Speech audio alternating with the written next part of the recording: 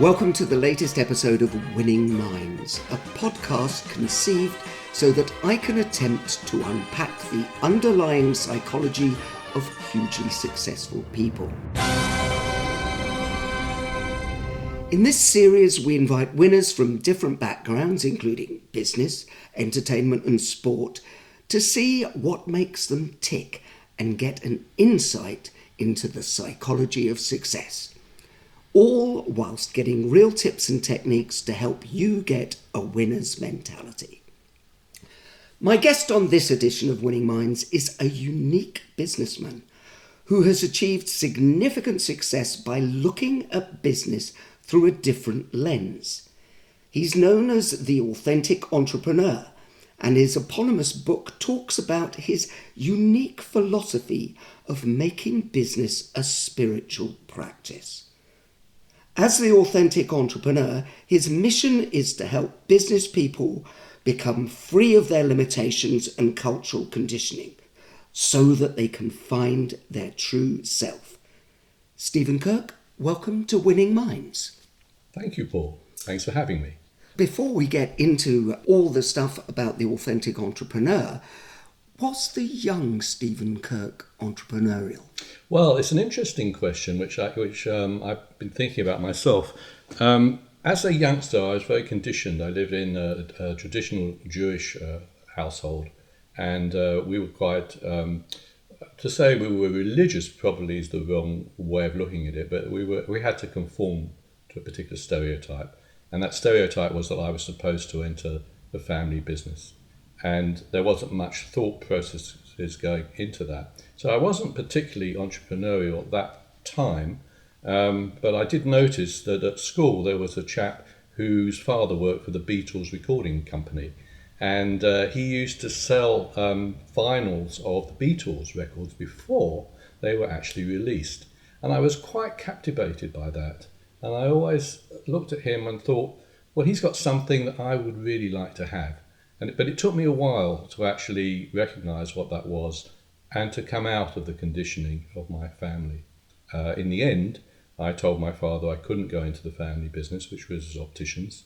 And in the end, I took a degree in computer science because I realised that that would be both a way of earning a living, because I thought that would be the coming thing, and also a way of understanding consciousness, which I've always been fascinated by. And to this day, nobody really understands consciousness. Well, we'll get on to the consciousness because I'm fascinated by the whole transcendental meditation thing that you say has in the book that has changed your life. Yeah. But let's stay as the young Stephen Kirk. You said that you had that little flair. You saw an opportunity and you went for it. Yes. And could you expand on that a little bit more? Yes, I think to be an entrepreneur, in essence, you need to have an understanding of business and financial and commerce, but you also have to be able to see the future. And I think it sounds very grandiose when I put it that way. And indeed, I didn't realise I could see the future at that time. But if you give me a scenario, perhaps not now, but if you were to give me a scenario, I would be able to give you a vision of what I would see the future might be. And in those early days, right at the very beginning, before I really understood anything about computers, I saw that they would completely change the way we lived and functioned. And as I said, I was interested in how the mind works. And I had in the end, I think, a little bit of a misconception that by studying computers, I would also understand how the mind works. And to some extent, that helps, but I still think the mind is a mystery. But I did earn a very good living at the beginning of my, immediately after I came out of university, as a computer programmer. I morphed from that, of course, but that's how I started. So I'm interested in that crossover of the computers and the mind. Do you think, well, okay, the mind is a lot more complicated, but do you still see sort of parallels in that? Well, I believe, and my wife doesn't, which is quite interesting, I believe that we will be able to build a machine that can emulate consciousness. And at the moment, in fact, we're just about getting to the stage, it's about, 30 odd years since I got a computer science degree, actually 40 years since I got a computer science degree, But for the last 40 years, I've been very disappointed by the way that computer science has evolved. I think we're just getting to the stage now where we'll be able to build machines that will simulate consciousness. And in order to do that, we'll need to understand a lot more about how the mind works. And it takes us into a whole area which is probably not relevant for this discussion about to what extent can a machine have consciousness. Well, it's interesting because as an entrepreneur and as a successful businessman, how important do you think seeing into the future is and seeing what the next coming thing? Do you think that's your superpower? That is my superpower. I'd like to think I had more than one, but I'll settle for that. Yeah, and the thing about that is you need to have timing right as well. So, for instance, the first business I ever did on my own was setting up a cable TV franchise. In fact, if I'd been an American and done it in New York, I'd be a billionaire by now. But I only did it in 5 London boroughs with no business background whatsoever. I put together a cable TV franchise. Because I saw that cable TV would one day be everywhere and nobody would even think about it. But to get there, you had to dig up the roads and you had to do deals with the providers. So I was the first person to do a deal with MTV in the United Kingdom, for instance. But where I got that wrong, were 2 ways I got that wrong. One is that I didn't realise how the first X years of that would be digging up roads, dealing with local councils, and you can imagine what that was like. And the second thing is that the take-up of cable TV, like all new initiatives, was much slower than I would have liked.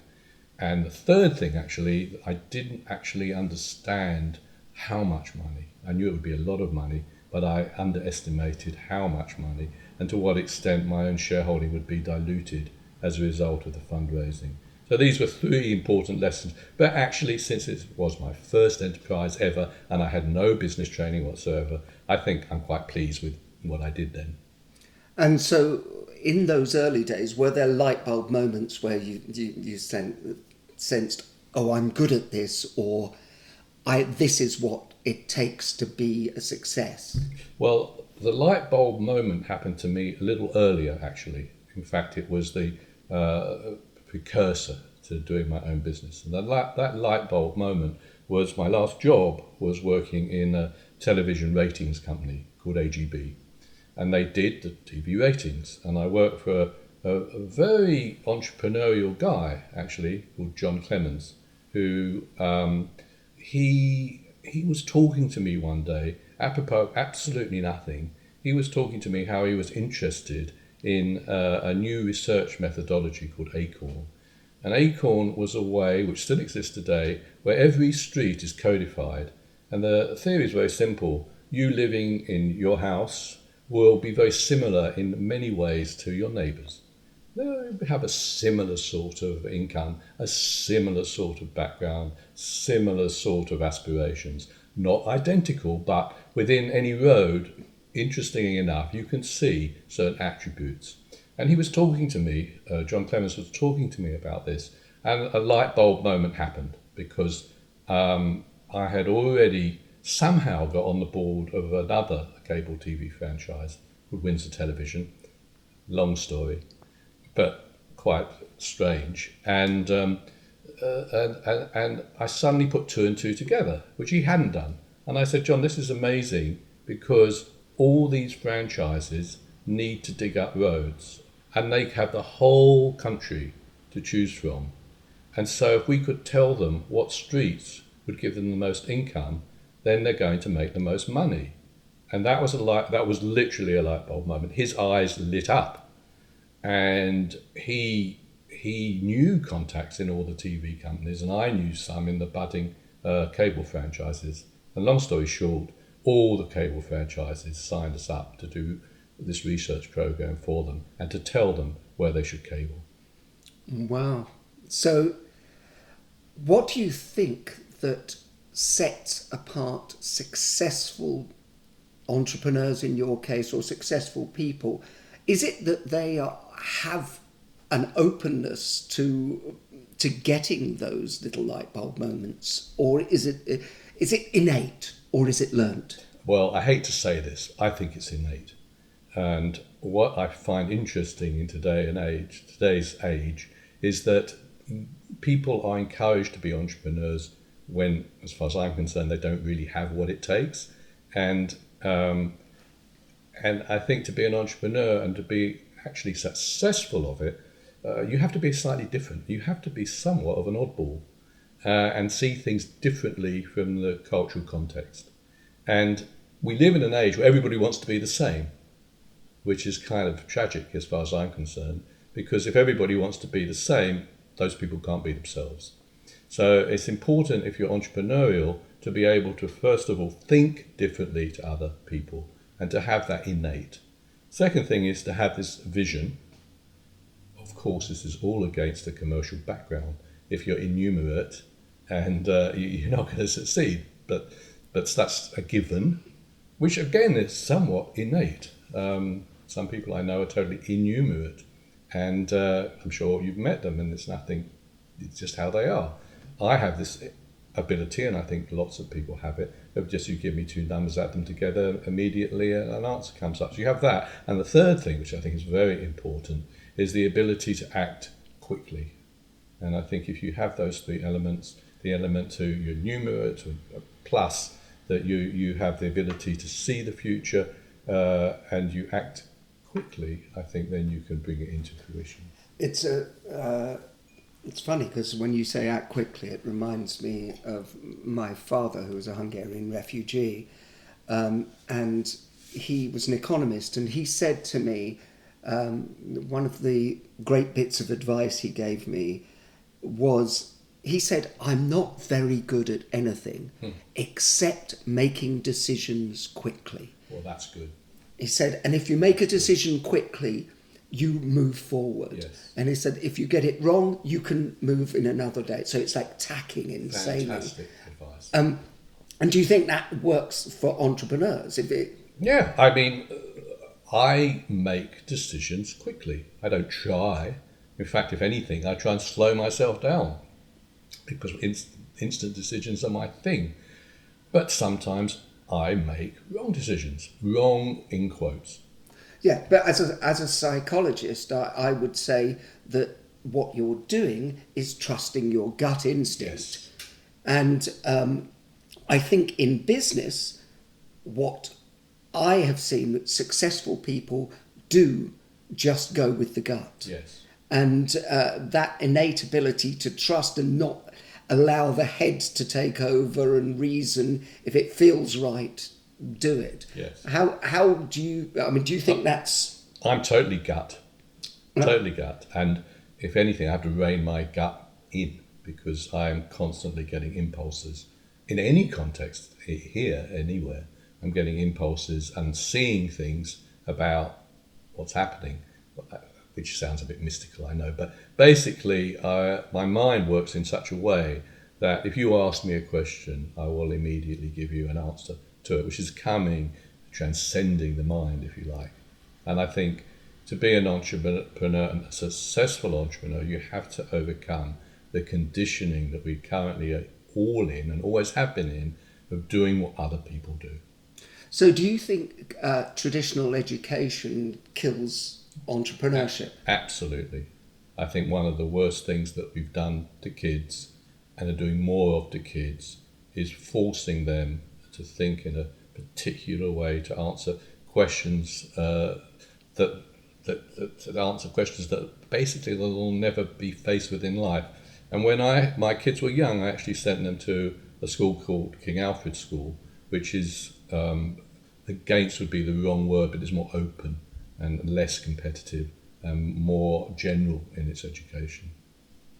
So allowing them to actually open the mind rather than close it. Yes. And then, every time I meet successful people, that same thing comes up. Is the ability to actually be open-minded rather than the closed mindset of people who go, no, this is the way it's done.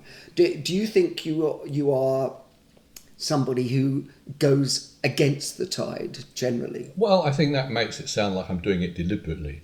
There's some things that are very good. For instance, I'm in British culture.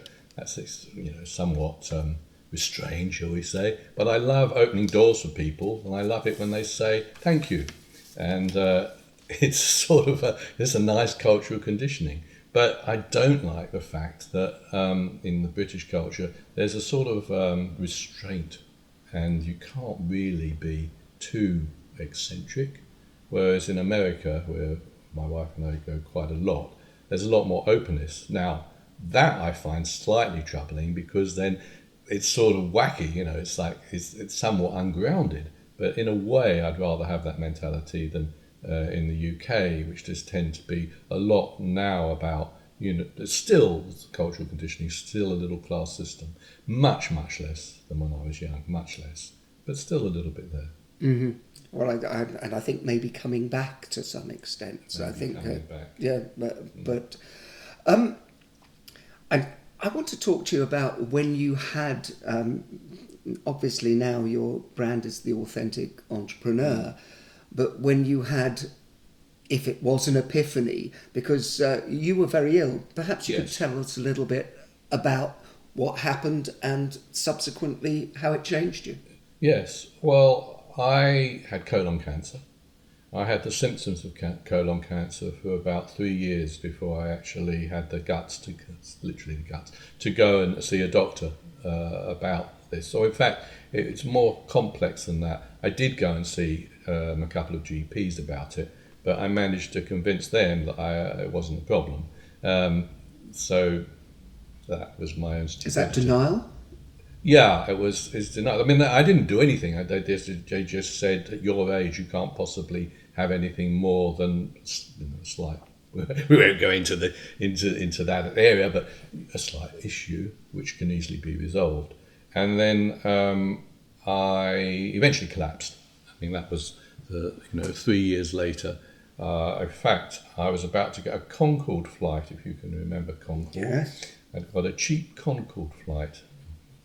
Not for this session, and the Concorde doesn't fly anymore. But I had a way at the time, but I cancelled going on that. And I actually phoned I was working for a news corporation, Murdoch's company, and I rang my immediate superior and I said, I'm sick, I have to go and see and get help.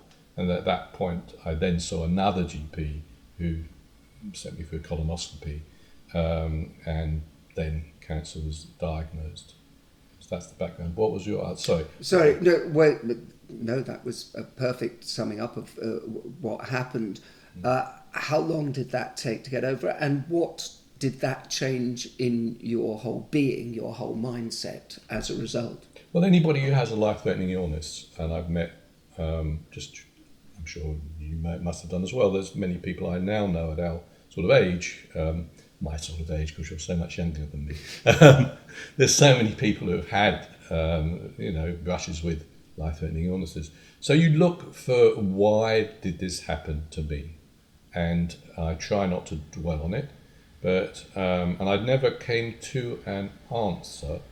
But I decided that if I was to get better, and I remember to this day waking up in intensive care after the operation and making a promise to whatever, the universe, to God. I'm not even sure to this day who I was making the promises to myself. I was to myself, but there seemed to be more to it. That from now on, I would do things that would make me happy. That would be the main driver of what I did next. And I realised that working for a large corporation, although it had made me a lot of money and I had a nice house and a nice car, I wasn't happy. And I realised that going to work each day was not about new opportunities, of which my mind was abundant, but it was about power battles with other people working in the corporation. And consequently, I resigned from the company. That was the first thing I did. And I basically changed my life from then on, taking things, looking deeply inside and saying, does that enhance my well-being or does it not? And I cannot tell you whether that has anything to do with whether one gets ill or doesn't get ill. There's certain people that say if you're in denial the whole time and you're suppressing your true self, that might cause illness, I don't know. But certainly from that day, I took decisions and I resigned from News Corporation. They were very, very surprised, and they would have supported myself and my family, or if I died, they would have supported my family forever. But I said, I cannot do this anymore. I have to be myself again.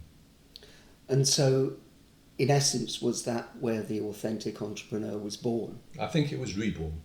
Oh, that's interesting. Why would you say reborn? Because when I formed my second company, which was a company called Build System, which pioneered TV interaction, I attempted to make it like a family, and to have. And when we started, it was like a family. We had just about 10 staff, and I'd take the staff and their spouses or partners away on weekends together. And it was like a party, actually. And because of my luck in thinking of the fact that people would want to interact with TV programs, and no one was doing it, this is again my little vision coming into play, and actually working with British Telecom, or the Post Office as it was at the time, to facilitate the ability for people to call in, because it was banned. And the reason it was banned is because there weren't enough lines to cope with everybody dialing in. It would have brought down the emergency services. So I actually had to work with the Post Office and with the broadcasting authorities to allow a technology to be developed which would allow the phone-ins to take place. So it wasn't that nobody had actually thought of it as such. They hadn't actually realised, and maybe the timing again was perfect, that it was possible to re-engineer the phone networks to allow it to happen. Now, BT, as it became from the Post Office, saw that possibility too, and they actually opened up in competition to me just to make life more interesting. And again, that's one of the things that happens in business. But nevertheless, that was. And I've lost track of the question, Paul. I'm sorry. No, but that was the start of the authenticity. That was the authenticity, and when I lost that is when I actually, I was in days of going bankrupt actually, with the business. The business was doing so well, but on the other hand, we had so many competitors. After 4 years, sorry, go on. No, but I'm interested in, because that seems to be a recurring theme, that successful people push things to the edge. There's a risk factor. Do you inherently think that you are not risk averse? You will push it to the limits, or is it just the belief that you can do it that takes you to the limits? No, that was. I wouldn't put that as pushing it to the limits. What happened was that we did a TV competition with TVAM, which used to run the breakfast TV channel. I've been on it several times. Ah, okay. I knew I'd seen you before. And Providence again. Our office was next door to TVAM, and as a side story, because I think it's quite funny. Somebody introduced me to Bruce Gingell, who was the Chief Executive Officer of TVAM. Australian. And he was Australian. But we won't hold that against him. And, some of my best friends. And I went to see him one morning, and he was on his trampoline in his shorts, jumping up and down. This was our first meeting. And to me, it's like, so what? So, and it's coming to the end of the franchise for TVAM. They'd lost the franchise, and the shareholders were on his back, wanting to really. I mean, he was between the devil and the deep blue sea. He couldn't spend more money because that would be less for the shareholders when it closed. On the other hand, he had to do something to keep the company going to the end of the franchise. So he was telling me this problem as he was bouncing up and down, and I said, I have the answer. And he kind of, what's that? I said, do a TV promotion, an interactive TV promotion, exactly as I tell you. You mustn't deviate. And he said, right. And I told him that he should give away, first of all, Sony Walkmans, and then a car. And now this was not allowed, so let's be clear. No one had done this before because of the technology constraint. But the technology constraint was being overcome now and resolved with British Telecom. But none of the broadcasters had twigged how much money they could make. So he said to me, well, how much money could you make? And I said, £1 million in 4 months. And he said, I don't believe it. I said, trust me, just trust me. So we gave away a car in the end. And he made £997,000, so I rounded up to £1 million, right? This became, every time I used to go into TVM after that, he would stand there was a sort of balcony, he'd go, all hail the king. But the point is, word got out. Now we did 50-50 deals with the broadcasters. People were opening up left, right and centre, giving 80% deals. One company did 90% deals. And we were losing business to competitors who, basically a lot of them went bust actually. But we were hemorrhaging money now because we had a choice of either emulating those deals or sticking to a more realistic figure. And we also needed to have more overhead, more staff. And as I said, that's the intro to your question, it wasn't that I was running things to the edge, I was just learning about what happens when you get competitors in a field. And as I said, BT had set up quite ruthlessly because they paid me the money from the calls. So they knew exactly what I was doing. And they had these so-called Chinese walls. Well, that was rubbish. They were also competing. So I was in about 4 days of losing my house and everything. And then I got a call from the managing editor of the Times, a guy called Michael Hoy. And it was one of those weird, spooky things that happen. And he said, do you want to sell your business? And that's how I met Rupert Murdoch 4 or 5 days later in the office in Wapping. And we did a deal, him and me, then and there. Wow. That's, but do you put some of that down to authenticity? Do you put some of that down to luck? Do you put that down to... looking back on it now, what because you've had a huge life change. What did you sit there and trust that something would come in, or were you running around like a headless chicken? No, I actually on the day that I got the call from the top. Well, first of all, let me put this in context. I had gone before starting in business. I had gone on a 4 month. In fact, the reason I got into business is because I'd left my job as a then systems analyst, and I had gone on a 4-month course to learn to teach transcendental meditation, which had changed my life.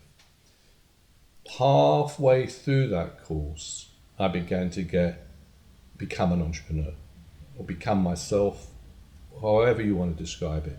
I began to get feelings that I should be in business. I'd never done a day's proper work in my life, and I'd gone on the course because I wanted to come back and teach meditation. That was all I was going to do. But I came back from the course and I wanted to get into business, and I didn't know how. And then I had for 3 or 4 years the most amazing coincidences. So to answer your question, I do put this, and I continue to have very odd coincidences happening through my life. And I put it down to something to do with my meditation practice, however wacky that may seem. So you think transcendental meditation has affected your whole attitude to business? I'm convinced. Is it because you get in touch with yourself and then therefore you're able to connect with other people better? Because successful people, I have a theory as a psychologist that successful people are connectors. Really, and that is, whether that's you're in a rugby team and you have to connect with people, or you are running a TV studio, you have to be able to connect and read and understand what people are doing. And the closer you are to being transcendental, for want of a better word, the easier that is to do. I agree with that, but I agree with something more. if I'm talking to myself, which is that I've just had extraordinary experiences which don't, for instance, okay, and I countless like this, I'll just do one. I came off that meditation course wanting to get into business, not having the foggiest idea, even what I was thinking. My grandfather had been a great entrepreneur, which had started the family business in optics. But he'd actually been a tap dancer as well, and he'd worked on the Argentinian railways, right? So he wasn't a normal sort of person. And I kind of just guessed, well, maybe I'm just maybe my DNA and my grandfather's are more similar than I realised. But anyway, I came off the course, and somehow or other, I went to see a headhunter about, a few weeks after I got back off this course. The headhunter's guy called, he's passed on now, Doug Snedden. I walk into his office, I have a suit on. He says, what do you want to do? Well, I didn't have a clue. And I said, I'd like to combine, just top of my head, television and technology. And I'd like to work abroad. And he said, I've just written the job spec for you. And I said, this was before computers were everywhere. I said, what are you talking about? He said, go now and see a guy called George Warmer around the corner in Lincoln's Inn Fields. Went to see this guy who was like a sergeant major. First question was, are you a Mason? I said, well, no. He said, we'll sort it out. He never did sort it out. But then he said, tell me what you just told Doug Snedden. I told him. He said, yeah, well, you'll do. So I said, well, do what? And he said, well, how'd you like to be paid? This is 1978. He said, how'd you like to be paid £30,000 a year with a company car and a flat in Amsterdam where you'd live?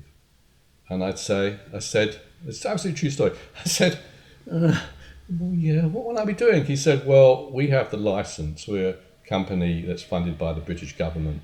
And we have the license to sell a thing called Prestel abroad. Now, Prestel was the forerunner of the internet. It was a two-way communication system. You put a little box on the back of your TV, and it enabled people to interact. And we have the license for that all around the world. And you would be number 2 in Holland doing Europe. Do you think you can do that? So I said, I think I could probably manage it. And he sent me to, employed me, and they sent me to Amsterdam. The day I arrived, they rang me and said, oh, your boss has resigned. You're now running the European office. And so on. And now the point is that, yes, I connected with the headhunter, Doug. I connected with George. I had to go see John, George's boss, which was an even shorter meeting. But you can't just put it down to connections. There's that coincidence. Well, there is an element of coincidence, I think, but Yes.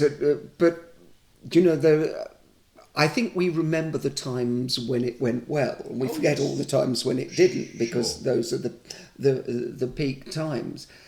And I still go back to think that successful people understand that people buy people, and so therefore, if you're not getting on with people, and that ability to get instant rapport when you walk in, because that's what really happened in that situation. Yes, 200% agree. 200% agree. I always tell people who ask me about how they get on the business. I say, well, the first thing is people have to like you, genuinely like you, and you have to genuinely like them. You can't put it on.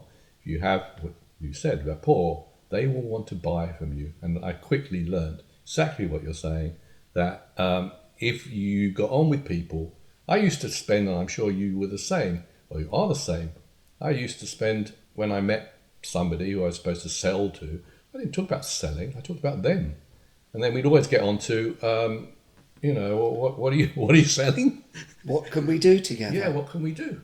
Yeah, no, but I think that's... Yeah, I always say, one of my books called Pitch Up, when I always say that once you're at a job interview, and essentially what you were talking about, they actually are just thinking, could I actually stand to be around this Yes, person I agree. for a long period of time? Yeah. But people are too busy going, I can do this and I can do that and I'm really good at this. When in fact, what you should be concentrating on is rapport, and successful people get great rapport. Yeah, I used to do, when I was working for this consultancy company, we had a contract with the European Commission. And I used to rock up there every March, I think, and used to say, well, what budgets have you got going here, guys? And they said, well, if you could just do this. And I say, well, yeah, we can do that. Yeah. Simple as that. But you see, that's what I'm interested in. That's why this series is called Winning Minds, is what are people doing, people who are successful doing that is different and better. Mm-hmm. Sure. And some of this, I'm sure people listening to this will go, well, isn't that just obvious? No, good for them. Yeah, well, exactly. Good for them. And well done, because yes, you're probably quite successful in what you do. Yes. But actually, I always talk about, when I say something to somebody and they go, well, isn't that just common sense? And I always say, I think it's uncommon sense. Yes, I agree with you. What the successful people are realizing this, and really, if the amazing success you've had in your life, it comes back down to reading the room. It comes back down to understanding people. It comes back down to connecting. All those things. You mentioned a few minutes ago that you worked with Rupert Murdoch. Yes. Now, obviously, he has a reputation in the world with some people. Do you think that he portrays any of the traits of an authentic entrepreneur? I think he is authentic to the limit of, if you know him personally and if you work with him personally. And I think it would be over-egging it to say I work closely with him. I did work closely with him when my company was first bought. I was running the smallest subsidiary within News Corporation, and he would still ring me up actually every so often and talk about my figures. And one day he did ring me up, and I went into the office on a Sunday morning. There was a fax from him, and my office was in London, and it said, "Oh, what are you doing Wednesday? Do you want to come to Boston with me and see this company I might be buying called Delphi Internet?" And I kept looking at it. I thought maybe this is a joke. And I rang his office the next day, and they said, "Oh yeah." So I got on a plane. I went to New York and to his office, and he took me on his little private jet with a few other henchmen from News Corporation. And I say henchmen because all these other guys, and this is like the future, were looking at me saying, "Well, who on earth is this little chap?" I was very young, and I wasn't like them. But Rupert Murdoch and I got on, but as I said, gradually I wasn't going to play. I think had I wanted to, he would have groomed me to be something big somewhere in the world, running some big division. But I wasn't cut out for that. It didn't make me happy. And as I said, dealing with the other people in any big organisation is not what I want to be doing. So I think as it became obvious that I wasn't ambitious to be a big cheese in that thing, we drifted apart. So, but when I was working with him, he was very good to me. There was some little thing in the deal that he'd acquired me that theoretically he could have clawed back some money from me, but he didn't. As I've said earlier, I think if I had left, if I'd stayed with News Corporation and I died, they would have looked after me, and would have looked after my family for forever, I think. So I think and the other thing is that so I think he's true to himself. Whether, and I don't really want to criticise News Corporation because I think it's inappropriate. He and I got on very well, and I really enjoyed working with him. So, how do you define winning? Well, not the way other people seem to define it, not by having a lot of money or respect or whatever those things. Winning to me is feeling content within yourself for your life. And that's the ground rule for me, which is actually means that when you're coherent, you're authentic. Authentic means being the real you, being true to yourself. And winning is a way when you can look around you honestly and you can say, I'm happy with my life, I'm happy with my family, I'm happy with the people I live with, I work with, I compete with, which is another interesting little digression. And you can really feel comfortable in your own skin. I think that to me is winning. So it sounds very much like winning and authenticity are Same thing. the same thing for you, Same thing. which is interesting, especially given the book and your credo about how you like to change it. What advice would you give to your younger self? Well, I think my younger self actually had everything that I would say to my younger self. Well done, you're doing the right thing. I think, but stay true to the right thing. You know what the right thing is. Don't be corrupted by the culture around you. That means don't seek more money for the sake of more money, more power for the sake of more power, more prestige for the sake of prestige. Look inside and make sure it's congruent with who you are. So really, I look at myself when I went off the rails, if you like, and tell my younger self then, keep true to the values which you held when you first got into business. And I tell anybody that. So your advice to anybody in business is about congruence with your values. Yes. But some people are going to have different values. So Yes. So I mean, having more power, having more money, having more fame may be something that I'm not advocating this. I'm just investigating. Good for them. It's not what I would want. But I do appreciate that's what some people want. I think if you genuinely want more fame in your heart, understanding what that means and where it leads, fine. I don't want fame myself. And So would you have a check in your... how do you check yourself and go, this feels right, that doesn't feel... Have you got an internal check that just goes, yes, no? Yeah, and I just wanted, because I was going to say, I don't want fame as such. If fame comes, I'm completely relaxed about it. It doesn't bother me one way or the other. It's not something I want.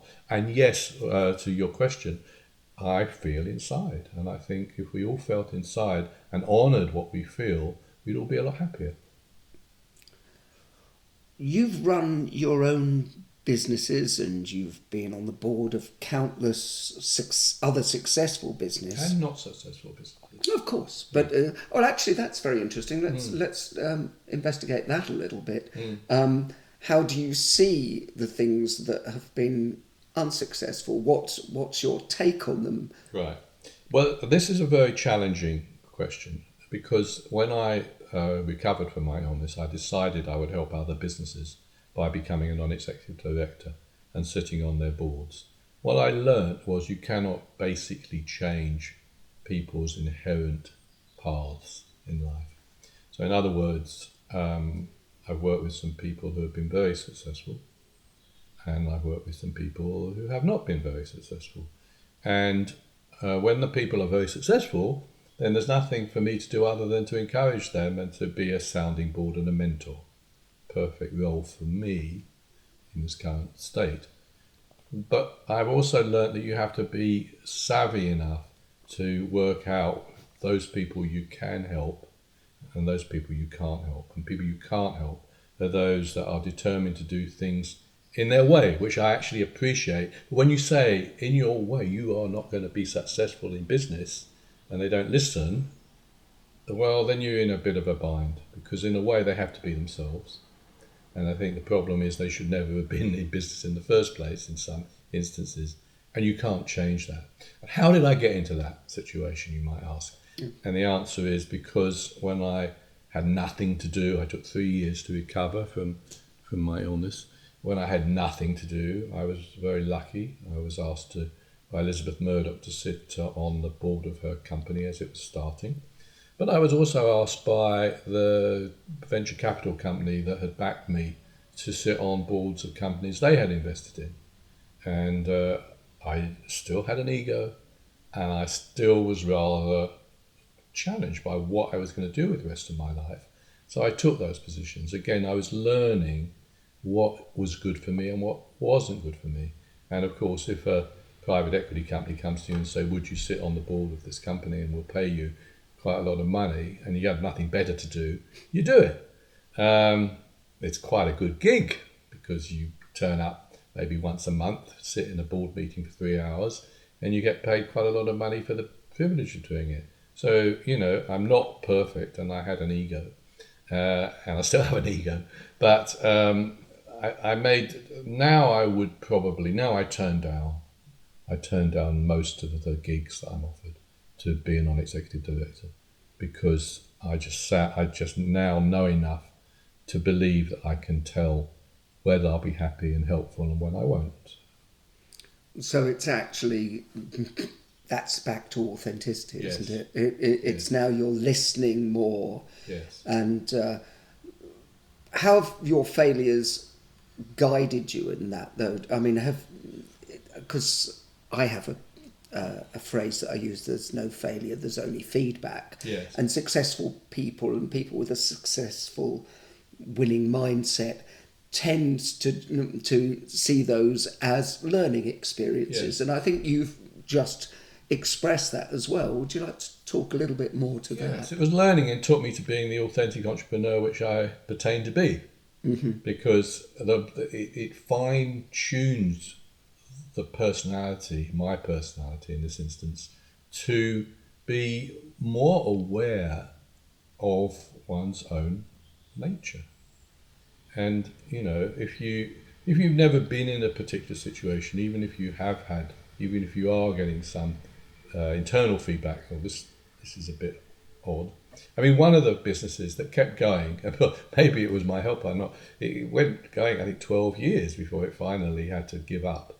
And it probably went a few, I don't know if it's good or bad, but it probably went a few years longer thanks to my help. But I liked the guy who was running it, but he didn't think like me in the slightest. Do you think that successful people ever properly switch off? And have you switched off, or does that inherent ambition still live there on some level? I question the word ambition. Okay. What would you put in its place? Quality of life, fun. I mean, Okay. my whole ethos, I can't help myself, is to have fun. That's the bottom line. And I think the issue for a lot of people in my position is that having fun for the sake of it is not considered a worthwhile pursuit in our culture. So I'm blessed with good health, a loving relationship, a nice place to live, and money to travel. And I want to be able to help other people if, not for the sake of it, but if I can add value to their lives. Sounds very grandiose and so on. It's actually quite a difficult gig, that, because to find the people that I can actually help is quite challenging. There's not that many, but they will resonate towards me. So I think I want to be of value. There's no ambition there. There's a desire to be of value to other people because it's fulfilling. It's me. That's it. Wonderful. It's been, as you would put it, great fun. Thank you very much for sharing your winning mindset with me today. Thank you for having me.